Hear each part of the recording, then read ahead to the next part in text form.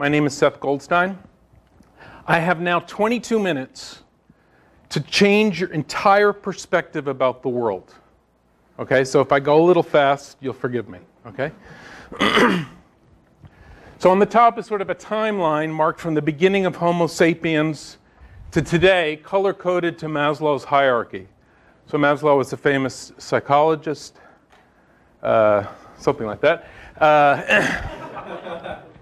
He identified these needs. He said, you can't work on your psychological needs until you have your safety needs met. You can't work on those until you have your basic needs met. And basically, for most of humanity's time on the planet, we've been focused down here. Okay? Even today, I would say most people are focused down here. Certainly the average person.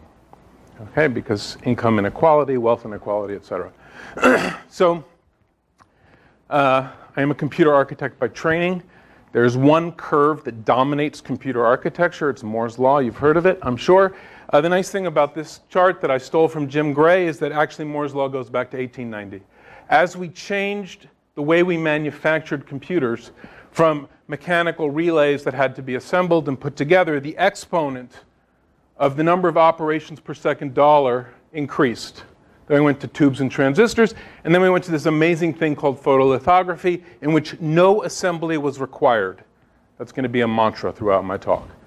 Okay? So it's more than just Moore's Law. Okay? There's a combination of exponential improvements in technologies that range from photolithography to biology to manufacturing to construction that is really changing the way the world operates, okay? And things are moving faster and faster. The exponents are getting higher and higher. Okay, so I'm going to show you a couple. I'm not really going to get into this, but so this is a plot that compares Moore's Law, the number of transistors per chip, to the cost of sequencing a particular protein, okay, to the cost of synthesizing that protein in terms of base pairs per dollar day. Okay? The reason why I extend this green line out, and you'll notice I take a lot of asides in my talk, is that somewhere around here in 2020, 2030, for $1 million, you should be able to actually put together all 4 billion base pairs and construct your own baby. Okay? We won't know how, what those particular bases mean, but we should be able to do it for less than $1 million. Okay? So it's not just computers and engineering, biology, synthetic biology kind of stuff. It's also energy. So this is the amount of solar energy being generated. There's an inverse curve that talks about the cost per watt. It's an exponential curve like all my other curves. Okay, that's a log scale. If we plot this out and we just either keep the exponent the way it's been the last 5 or 6 years, or we want to plot it completely, then we can project when all of the US power will come from solar energy alone. This is not something out in 2050 or 2060. This is practically tomorrow. Okay? Before you graduate, it will be possible. Well, no, maybe not. Hopefully you guys will graduate in less than 7 years. But, okay? So, I'm talking a lot about exponentials, and it's really hard to understand exponentials. It's hard to grok it. Okay? Even though we talk about them, really understanding, metabolizing what it means is hard. Okay, so this is a story that starts at CMU. Hans Berliner has 2 graduate students. They have a fight, an intellectual fight, which happens at CMU all the time, about what the best way was to get a chess computer to beat a human. So Hans Berliner was all about AI, pure theory, teach it how to learn, concepts. And these guys said, no, come on, Moore's Law. Let's just throw a lot of hardware at it. So, being a good academic advisor, he said, go for it. And he raised some money for them to produce high tech, which became Big Blue. At IBM, Big Blue challenges Kasparov to a chess tournament. In 1989, Kasparov destroys Big Blue. Okay? The New York Times reporter that talked to Kasparov after the match said, what's the one thing that you would do to Big Blue to make it better? Kasparov says, teach it to resign. Okay? So then in 1996, we're moving up this exponential curve. At the beginning, it doesn't look exponential. It looks like a straight line. Okay? But we're at the knee of this curve in 1996, and Deep Blue wins 1 game. Kasparov is not a fool. He doesn't wait another 7 years. The very next year, he plays Deep Blue, and Deep Blue wins the tournament. Okay? This is exponentials at work. It looks like almost nothing is happening. But then you get beyond the knee. I believe we're getting beyond the knee right now. Just getting beyond the knee. Right now, we're in this pink zone. Okay? With technology in general. Okay? So, am I predicting the future? Absolutely not. I don't believe in predicting the future. Impossible to do. What I'm trying to do is understand the past. Okay, and so I've been looking at technology metrics, raw metrics, performance metrics, etc., and just continue the lines. That's the way I've done my research for the last 20 years. As an aside, I would say hard AI is not happening in the next 50 years. I don't think you can include that in your prediction because it's something, there's wicked problems about it we just don't understand. This is just improving, exponentially improving process that comes out of basic human ingenuity, science that we know, better engineering. Okay? That's what we're all involved in some sense. Okay, so these are the particular technologies that identify as important in what I'll call TR3, Technology Revolution number 3. Okay? So I believe that the platform technology, every technology revolution, which sometimes people call industrial revolutions, but it's really not about industry, has some platform technology, steam engine, electricity, that kind of thing. I believe it's photolithography. So TR3 officially started about 50 years ago. Okay? I couldn't resist this. I was looking in the news.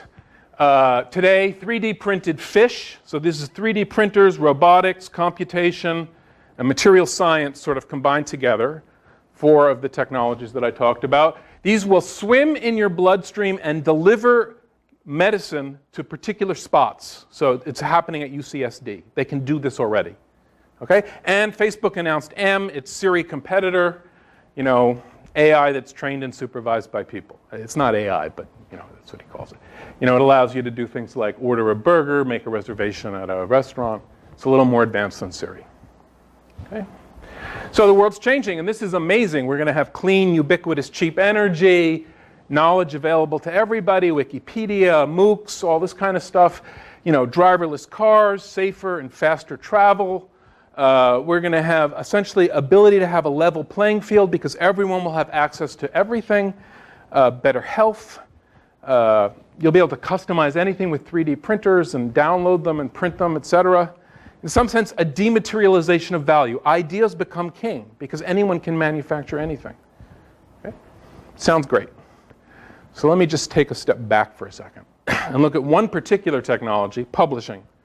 Okay? So pre-Gutenberg, how do we publish works of written works? You employ a bunch of monks. They sit around in their monastery, and they write these beautiful manuscripts. Okay? Then Gutenberg comes along, changes everything. Okay? And of course, things keep changing.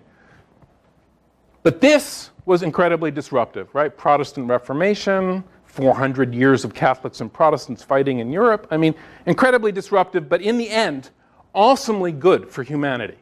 More people have access to knowledge than ever before, right? And then, of course, we get, this continues, self-publishing. Now you don't even print the damn thing. It's just, on your Kindle or whatever, okay? So let's think about where the value is here, okay? What's the added value of publishing something? So back in the days when the monks were doing anything, what book were they publishing? Yeah. Who could afford to buy the Bible? Very few people. So in other words, the only value was in the thing. Because basically, if you could afford to buy the Bible, you knew it by heart. Right? So it was the book. Gutenberg comes along, and now it's the words. This is the transformation in manufacturing in some sense. Okay? And with self-publishing, it's never even turned into an artifact. This is essentially an idea economy. Okay? And it's happening already. Right? Okay, so a little bit of history here. TR0 is like the plow. TR1, coal-powered steam engine, the cotton gin. This is when you have the Luddite movement, people trashing technology looms because they're taking away jobs. TR2 comes electricity, the internal combustion engine, the assembly line, etc. Okay? Incredibly disruptive, but in the end, much better for all of humanity. So we had the Luddites, they trashed these things, but they were wrong. Some of them lost their jobs, but in the end, more people were employed at better wages than ever before. And more people had access to more products than ever before. Okay? So why is that? So let's look a little bit at economics. So we get this new technology and productivity increases tremendously. Okay? But that means you don't need as many workers, and this is why the Luddites were very concerned. They were being thrown out of their job. But the price goes down, simple supply and demand, right? The price goes down because it's so much cheaper to make these things, so more people are buying them. What that means is demand goes up, and you need more workers. Because it's true, these workers are more productive, but in the end, demand far outstrips the workers that were replaced because everything is cheaper, and people are making more money. Okay? So this, we get some jobs are lost, but in the end, there's new job categories and much more overall demand. Okay? So if that was just what was going to happen with TR3, I would not be talking to you. Okay? TR3 is different. It's exponential growth, not a step function. So you introduce the steam engine. Steam engines are not that much more efficient now than they were in 1850. You know, there was low-hanging fruit, things were introduced, but basically, new technology, boom, it doesn't grow. Okay? But now our technology is improving year over year over year, compounded growth.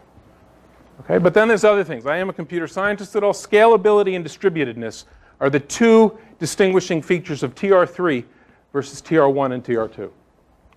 So we have a new technology, productivity increases, fewer workers per product, price goes down, demand goes up, everything is the same, except with TR3, the marginal labor cost of production, in other words, the amount of extra work a human has to put in to create a product is approaching zero.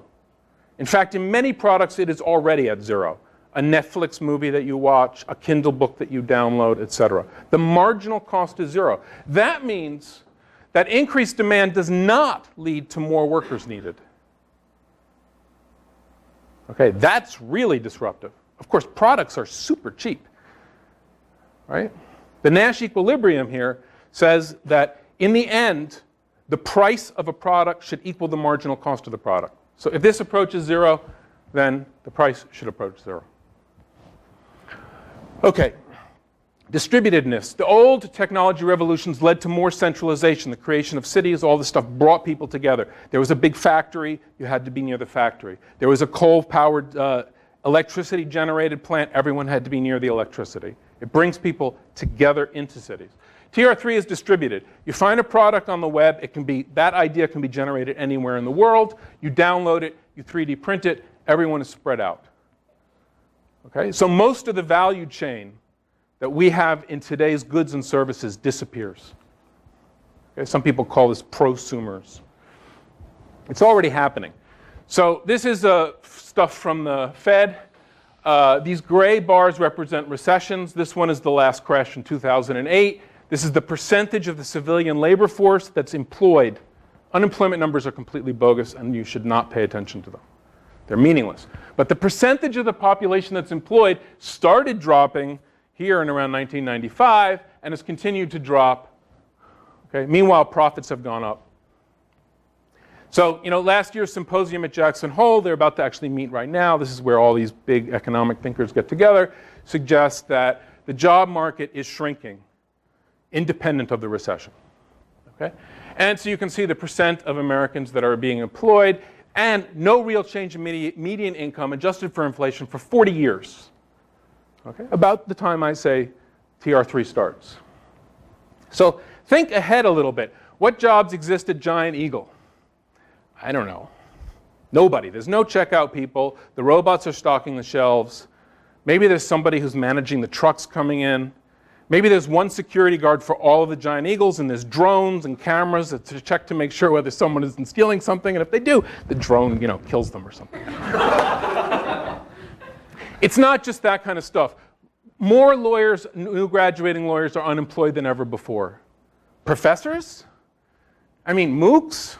I'm a reasonably good teacher, but I'm not in the top 2%. Everyone's going to want their educational material from the top 2%. And I'll be like a TA. Okay? So there are obviously some jobs that are not going to go away. Things requiring maybe common sense or empathy, although it's not clear whether those stay. But some people will be employable. I'm not suggesting that everyone loses their job. Okay? But basically, technology-based, capital-intensive solutions will beat human labor for almost everybody. Okay? Sounds great, we don't have to work. Or it sounds dismal, we're all going to be out of a job. I think this requires a change in perspective. This proposes an existential problem to humanity that Keynes first recognized in the depths of the Great Depression. He wrote this amazing paper in 1930 called The Economic Future of Our Grandchildren. The existential problem is, what do you do for meaning in your life when everything is free? Okay, so in some sense, we're focused down here, we need to focus up there. I want you to change your perspective, not just about what you do, but about what government policy should be, education, infrastructure, all this stuff. We need to change our focus from providing people with food and shelter to basically supporting them and self-actualizing. I know it sounds completely ridiculous, but without that change in perspective, there are liable to be some fairly dismal outcomes to TR3. Okay, and if I have time, I'll describe one at the end. So right now, we think about how do we help people who don't have food and shelter. We need to change our focus and think about how do we help people who are not self-actualizing. Okay? Because basically, food and shelter will be free. Okay? So, what the hell? Am I in the wrong room? Okay? So I'm starting a research project. I've been thinking about this for a couple of years. I'm working with some economists, but I'm starting a research project that looks at developing the social technology that will support this change to make TR3 a better world instead of a worse world. Okay? There are a lot of hard problems in computer science, and I'm not going to describe any of the solutions that I'm thinking about. Okay? Because I want you to come and see me. So let me give you a very brief bio. In 1987, before I went to graduate school, I did my first startup in object-oriented languages. Most people hadn't heard of them. I was a little early. Then in 1993, I did my second startup, a web startup. If you can think back to 1993, that was also a little early. Meanwhile, I was getting my PhD, and my daughter was born, so that didn't go anywhere. At CMU, most of my research is interdisciplinary. I have advised students, in other words, I've been an advisor of students in CSD, ECE, RI, MLD, and the architecture, not computer architecture, but building buildings. Okay? And I have appointments in these four. Okay? Roughly, my work is about distributed systems from 60,000 feet. Okay? I did parallel computing stuff for my graduate work, and then reconfigurable computing, basically how to take FPGAs and compile programs to them. So that's architecture, compiler work, distributed memories, things like that. Then molecular computers, how do you build computers out of molecules? That's all about distributed systems, fault tolerance, things like that. And then my most recent project at CMU was programmable matter, the Claytronics project. How do you build robots that are sub-millimeter in size that can move around, communicate with each other, and have the necessary software to create arbitrary 3D objects? Okay? And then I took a leave and I did a startup in machine learning and distributed systems. Okay? So I'm back. I've been thinking about this problem, about this sort of existential problem, given the fact that TR3 is coming. My research methodology is really pick an extreme point in space. You have to change the rules if you're going to succeed there. Any solution that even works partially well there is likely to work really well today. So for instance, in the reconfigurable computing project, compiling C programs to gates led to very interesting compiler technology that helps with general parallel ISAs. Distributing memory, distributing the logic, finding control dependencies, things like this. Okay? Programmable matter, obviously a little early. Okay? The T1000 is not ready to be built yet. But the compiler simulation challenges as well as the basic EE challenges of constructing these robots had led to things like 3D self-assembling chips and compilers that can generate distributed code for millions of robots. And I should have the video to show you now, but I didn't think I'd be here at 11:08. I generally co-advise students because my main goal for being here is having fun and learning new stuff. And so if I co-advise somebody in somebody else's field, then I learn all this kind of stuff, and there's some synergy, and it works very well together. Okay? So you might be wondering, but I don't know anything about self-actualization tools. That is okay. Okay? I'm looking for people who are interested in changing the world, making it a better place. People who love to learn, because we will learn new stuff all the time. Okay? And even if you don't know how to think out of the box now, who want to learn how to think out of the box. Okay? And I think it's actually a skill that you can learn. It's not just something you're born with. Okay, so I've been very vague about the solution space. I don't even think I hint at it in this little paper. Yeah, I don't, intentionally. So that's because I want you to come and talk to me. Send me email. I'm often in my office. I'm often outside, so coordinate. And I'm actively looking to recruit 2 students.